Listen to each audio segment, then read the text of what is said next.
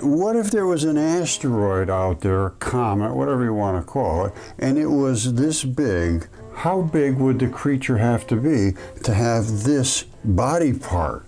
And it is a body part, and I will show you. How big would that creature be? I would say pretty big. Pretty big? Like your ego, Mr. I think I deserve the Nobel Prize in Physics. Now, this is Roger from Mud Fossil University, in case you're new, and he claims he's being suppressed. But not because his ideas are nonsense, oh no, but because they're just too true. Yeah, that's right. And today we'll examine his claims that the Bennu asteroid is a heart, the Comet 3I Atlas is a decaying body part, and the vapours it's releasing are just its arteries boiling out blood. I mean, okay then. Shut up and sit down, you big bald f***. Please subscribe. This is what we're just looking at. That is an artery, and it's shooting out polycyclic aromatic hydrocarbons. What that means is blood. No it doesn't. Roger, you've just confused polycyclic aromatic hydrocarbons with blood. PAHs are extremely common carbon-based molecules found everywhere in the universe. In interstellar dust, meteorites and comets. They are the raw materials for life, not the boiled-off remnants of a dead giant circulatory system.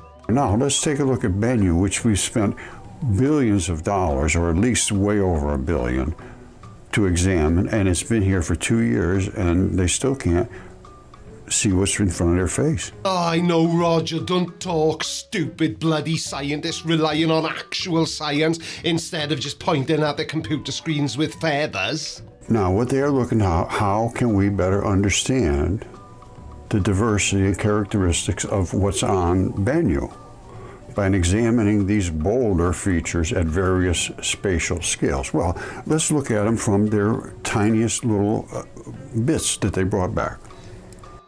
Okay, they're saying that Bennu does not contain DNA. And let me guess, they're wrong. Now, the key point here is that DNA is a hyper-complex, fragile molecule that requires life to assemble and maintain. Bennu is made of a carbonaceous chondrite material, meaning it was formed before there were even planets. Finding the building blocks of life like amino acids is monumental evidence for astrobiology, demonstrating that life's ingredients form spontaneously in space. Now, if scientists found intact functioning DNA, it wouldn't prove dead giants, Roger. It would prove that the sample return container was contaminated.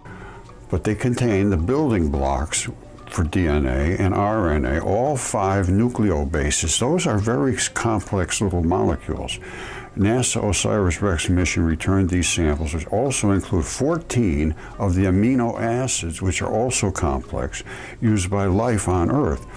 These findings support the theory that asteroids may have delivered the necessary ingredients for life to early Earth. He's right, they did find the building blocks for life. That's the entire point. Finding nucleobases and amino acid means the raw ingredients were available for life to begin on Earth. It does not mean that they found a 500-foot tall creature that had died in space and left its groceries behind. If you find flour, yeast and sugar in a pantry, it means you can bake a cake. It doesn't mean a giant baker exploded in there. And I'm sure even you'd have to agree with that, Roger. No. Bennu is a piece of biology, and it happens to be a heart. All right, this is Bennu. And they landed on there, and they blew a whole batch of stuff away. They went down and they grabbed a chunk of stuff, came back to Earth with it, and I'll show you what it is. Look at these round features here. I'm saying those are the valves in a heart, and the tubing. There's all kind of tubing coming out of a heart, and that's what it is. And it is a heart. And this is what they brought back right here.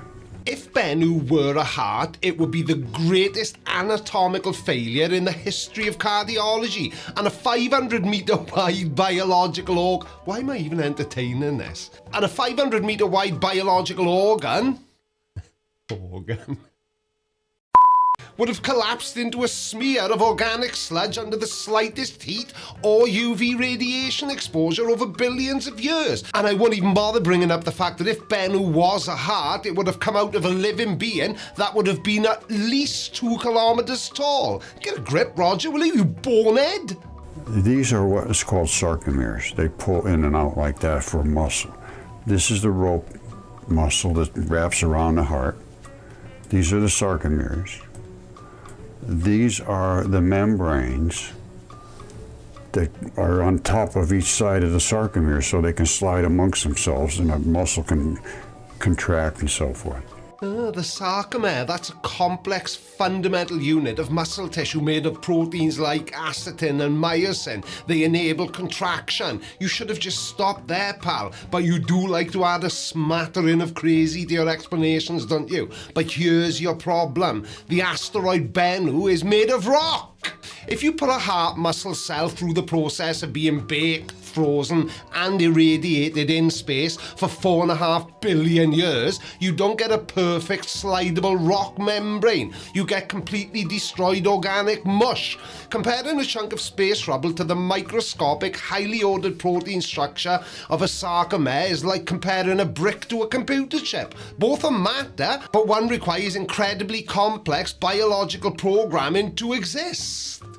This is exactly what they brought back. Now, it contains all of those things that they said, the amino acids, RNA, the DNA, no, they say it isn't. However, I'd like to have some outside observers look at that. Roger, the observers have already looked and their analysis is clear. You cannot have a giant fossilized heart without the proteins that make it pump. And you can't have those proteins without DNA to code for them. The absence of DNA isn't an oversight, it's the geological truth confirming that Bennu is a space rock and not a giant space heart. I know old people need hobbies, but damn, Roger, pick something else. Because it could, I don't know. But I'm going to tell you one thing right now, that's a heart. Yeah, heart smart apple tart. You mentioned something about the Atlas 3, something about the Atlas doohickey. Can we get to that now? And here's your CH2. Hydrocarbon is with 1 hydrogen. CH2 has 2 hydrogens, and CH3 has 3. And they are in proteins, lipids, and carbohydrates. I mean, there's no guesses here. Fatty acids, steroids, these are all the products of life.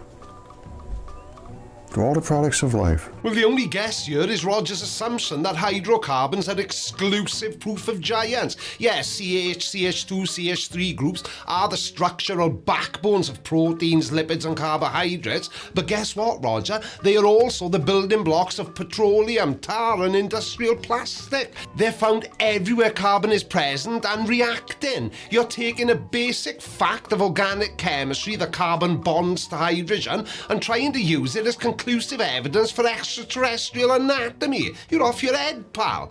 It's like pointing to a handful of rubble and declaring you found the remains of an ancient, gigantic shopping centre. Okay, these are supposed to be from the experts, and we're going to look into this. This is about Comet 3I Atlas. And there's changes to it and to where it is in relationship to the sun and its intensities and all kinds of things that they can't explain.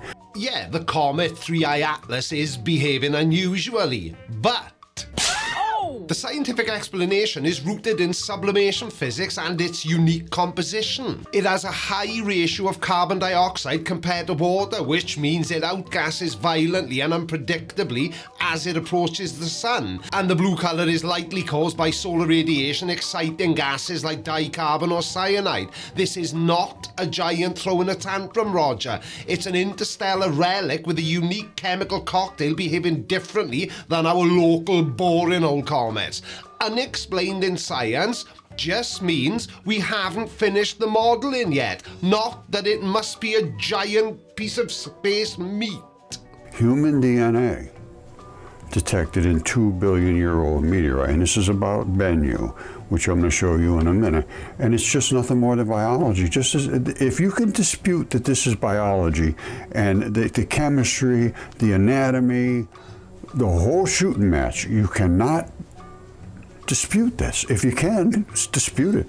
Tell me why there's blood inside of iron meteorites. Well, okay, I will then, seeing as you asked me so nicely. Any claim of finding intact human DNA in a 2 billion year old meteorite can be instantly dismissed as contamination. DNA is a fragile organic molecule with a half-life of around 520 years under ideal cold, dry conditions. After 1 million years, it will be completely degraded. Any DNA came from the human researcher's skin cells or a lab sample. And as far as your blood claim, Roger, the science is simple. Iron in space rocks oxidizes. It does not bleed. And like the one I have here, this has blood inside of it too, and this is just barely scorched. It was getting ready to turn into a ball of metal like that, and then it came out of the heat zone. That's not a barely scorched, bleeding body part. That's a rock demonstrating thermal gradient and oxidization. When a meteorite enters the atmosphere, the sudden extreme heat melts the outer layer, forming a thin glassy shell called a fusion crust. And this process is rapid, typically only scorching the exterior and leaving the inside cold. The blood is still iron oxide or rust. The rock didn't come out of the heat zone like a perfectly timed souffle. Its metallic components were simply superheated on the outside during atmospheric entry. It's a classic feature of meteorites. Oh, ro nervi mi. I've never seen anything like it before. And as far as I know, this is going to be a first. I got a lot of firsts here, but I discovered mud fossils. There is no doubt what they are now.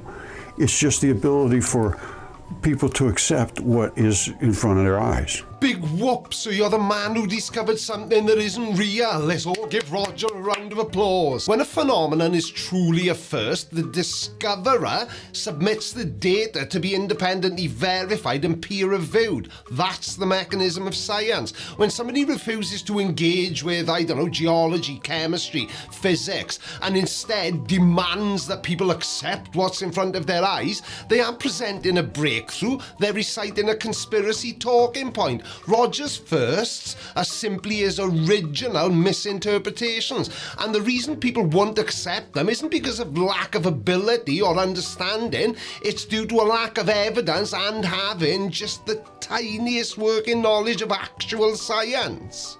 Well, that was a bit much, wasn't it? See you again tomorrow night. Love you. Bye. Out of everything that's on the internet, this is the best thing. Today's joke is really stupid. I'm just gonna call it what it is. What did Yoda say when he saw himself in 4K for the first time? HDMI. I don't think so. No, no, no, no. I don't think so. No, no, no, no. It's never, ever, ever, ever,